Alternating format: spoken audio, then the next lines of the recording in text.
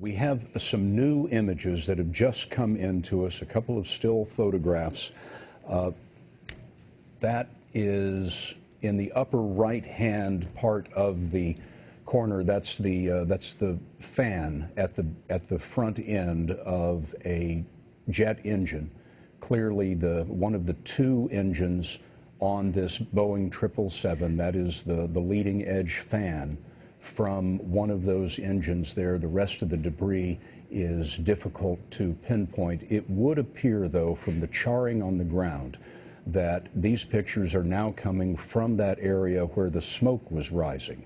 We have seen debris scattered in other parts of this region where there was apparently no fire, indicating that the airplane came apart at altitude. But these images appear to be coming from the place where we saw the smoke rising earlier. A section of fuselage there, part of a window down there at the bottom part of the picture. You see one of the red stripes indicative of a Malaysian Airlines aircraft also on that debris, but difficult to make out what part of the aircraft that is. But those are two new images that we've received, and apparently some of the first images that we had seen from the main point of impact, which is where that column of smoke had been rising. There is the first picture that we received, the first video. This accident happened at 10:15 Eastern Time. Malaysian Airlines Flight 17.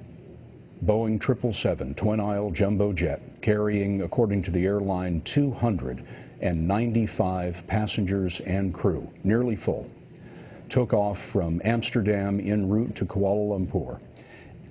There you see the beginning of the flight path, and as it flew across Europe, it was flying over eastern Ukraine before it took its turn down into Southeast Asia. And right there on the border, where all of this combat has been occurring for months, the aircraft was lost from radar, it was lost from radio communications. We now have seen the debris scattered over miles, apparently, according to witnesses, body parts scattered over miles. The aircraft was flying at 33,000 feet, which would have been its normal cruising altitude. The Ukrainian government is saying that the aircraft was hit by an anti-aircraft missile, and we have certainly seen a lot of that over the last many days in Ukraine. Many military aircraft have been shot down by missiles. There was a Ukrainian military cargo plane shot down on Monday. There was a Ukrainian military fighter plane shot down yesterday. Why a commercial airliner would be flying through that airspace, even at 33,000 feet, is a mystery.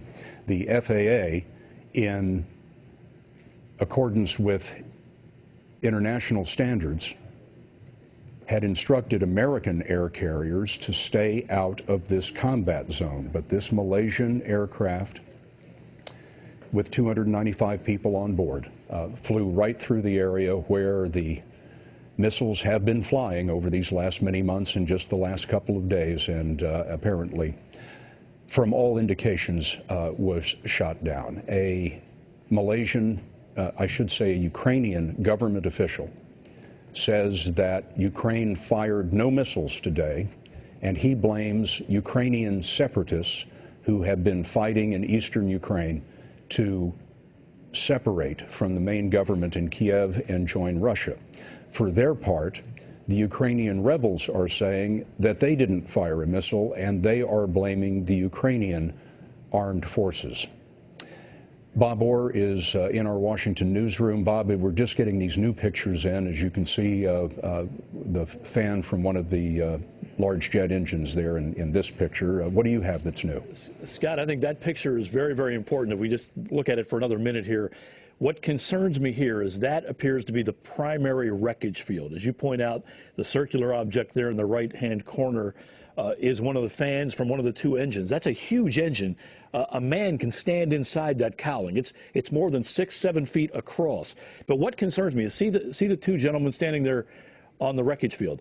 This is critical evidence. Somebody there on the ground I hope, is preserving this crash scene, because this is going to tell us what happened. I mean, you're not going to find the missile if it was a missile, but what you will find is residue from the missile, from the propulsion system of that missile. You'll also find pieces of metal, and a metallurgist who's trained can look at the way it's pedaled, which way it's bent in or out, and how it fractures to figure out exactly whether it was penetrated from the outside, like a missile, or from the inside, like a fuel tank explosion. So it's really critical for Ukraine authorities to gain control of this, because right now this is the evidence seen. And in an area of unrest and a bit of the Wild West right now, it's a concern, I think, for investigators. That, I'm almost sure, Scott, represents at least part of the primary wreckage field. We would expect this plane, if it came part at altitude like it seems, it would break up in a relatively straight line. So this is probably the section of the plane most near the center where the fuel is. That would cause the fire. Those are the center wing box structures and the engines, which are wing-mounted engines. Now, where are the black boxes? Well, in many cases, on a high-altitude breakup, one of the things that happens when a plane comes down in great distress at high speed is the tail can break off.